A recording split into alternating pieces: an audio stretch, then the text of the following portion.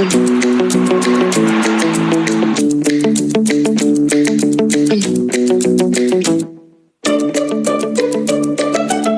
got my new car. Wow, Wow. your new car is really awesome. Did you buy it for celebrating your postgraduate in advance? Of course. Oh,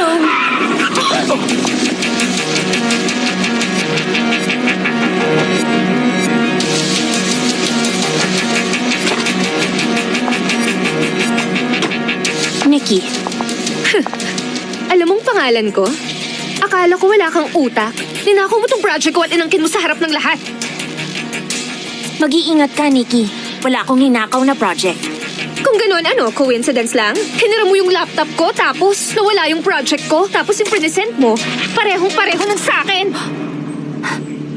Ikaw naman yung namintas sa ginawa kong project. Kaya gumawa ko ng tulad ng sayo. Okay, di ba?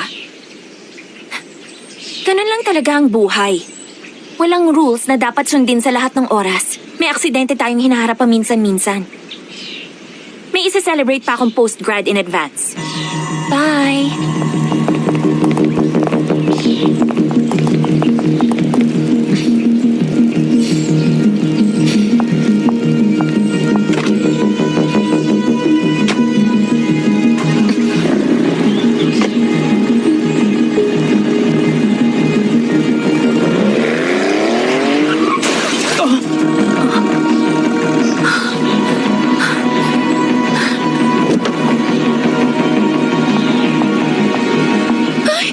Yung kotse ko!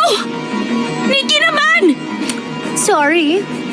Ganyan talaga ang buhay. Wala namang rules na dapat sundin sa lahat ng oras. May aksidente tayong hinaharap paminsan-minsan.